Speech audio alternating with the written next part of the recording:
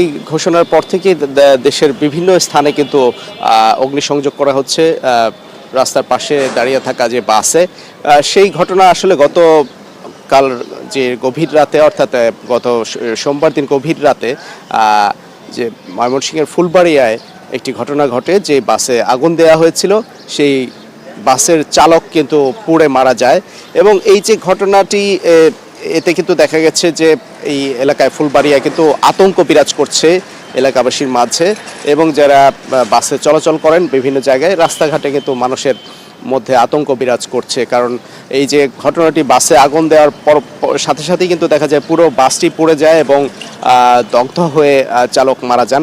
এবং একটা বিষয় যে এই ঘটনার পর থেকে এখনো পর্যন্ত কিন্তু 24 ঘন্টার বেশি পেরিয়ে গেলেও কাউকে গ্রেফতার করতে পারেনি পুলিশ।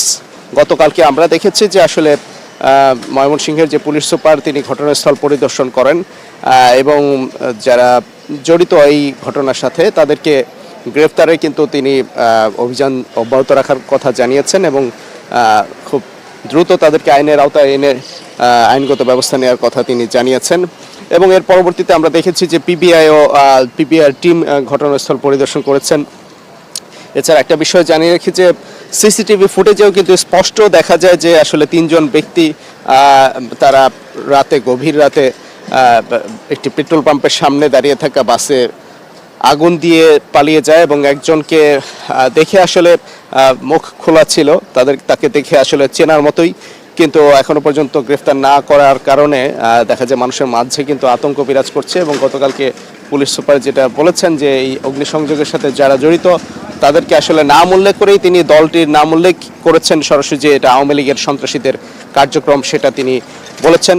এবং তিনি বলেছেন যে আসলে এটা বিরুদ্ধে তিনি খুব দ্রুত ব্যবস্থা নেবেন। তো আমরা আসলে দেখেছি এই যে রাজনৈতিক স্বার্থ চরিতার্থ করার জন্য, অর্থাৎ রাজনৈতিক ফায়দা হাসিলের লক্ষ্যে কিন্তু দেখা যায় যে আমরা বিভিন্ন সময় আমরা দেখেছি যে এই যে অগ্নিসংযোগ করা হয় বাসে এবং এর মাধ্যমে মানুষ পড়িয়ে যেই হত্যার রাজনীতি, সেইটা কিন্তু আবার দেখা যায় দীর্ঘদিন পরে এখন আবার শুরু হয়েছে।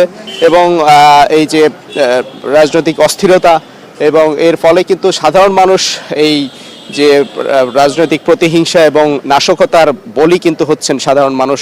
কারণ যেই বাস চালক নিহত হয়েছেন তিনি আসলে কোনো রাজনৈতিক সংগঠনের সাথেও যুক্ত নয়, তার পরিবারের একমাত্র উপার্জনক্ষম ব্যক্তি ছিলেন সেই জুলহাস গত বছর বিয়ে করেন এবং বিয়ে করার 1 বছরের মাথায় কিন্তু তিনি পৃথিবী ছেড়ে চলে যান।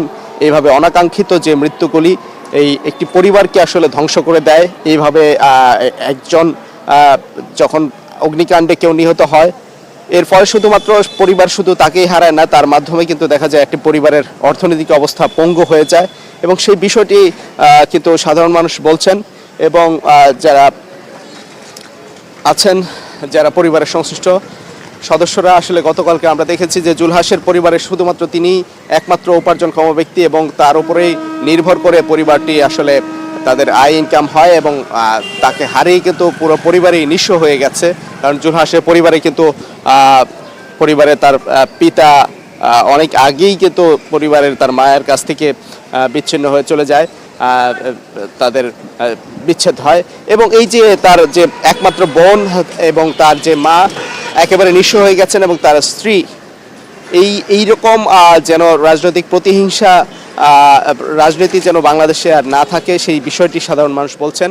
এবং এই আগামী 13 তারিখ জানেন যে আসলে ঢাকায় যে লকডাউন কর্মসূচি ঘোষণা করেছে আওয়ামী লীগ, এরপর থেকে ময়মনসিংহ এবং ঢাকা, গাজীপুর বিভিন্ন এলাকায় কিন্তু বাসে অগ্নিসংযোগ করা হচ্ছে। এর ফলে কিন্তু দেখা যায় মানুষের মাঝে কিন্তু আতঙ্ক বিরাজ করছে। যারা প্রয়োজনে বাসে করে ঢাকায় যাচ্ছে এবং বিভিন্ন জায়গায় যারা ভ্রমণ করছে তাদের জন্য কিন্তু খুব আতঙ্কের বিষয়টা। এবং আরেকটা বিষয় যে জানিয়ে রেখে যে বাসটি আসলে অগ্নিসংযোগ করা হয়েছিল সেটা কিন্তু আলম এশিয়া নামক একটি বাস, এবং সেই বাসটি ঢাকা ময়মনসিংহ রুটে চলাচল করে এবং সেই বাসটি একদম পুড়ে ছাই হয়ে যায়, পুড়ে যায় একদম পুরোপুরি। এবং এই যে ঢাকা ময়মনসিংহ রুটে যে বাসগুলি চলাচল করে সেই বাসের যাত্রী এবং বাস সংশ্লিষ্ট যারা আছেন চালক এবং অন্যান্য যারা তারা কিন্তু খুবই আতঙ্কের মধ্যেই প্রতিদিন বাস ঢাকা থেকে ময়মনসিংহে ছেড়ে যাচ্ছে এবং আগামী 13 তারিখকে কেন্দ্র করে বিশেষ নিরাপত্তা ব্যবস্থাও কিন্তু পুলিশের পক্ষ থেকে নেওয়া হয়েছে সেই বিষয়টা আমরা জানতে পেরেছি। তো এই ছিল এখান থেকে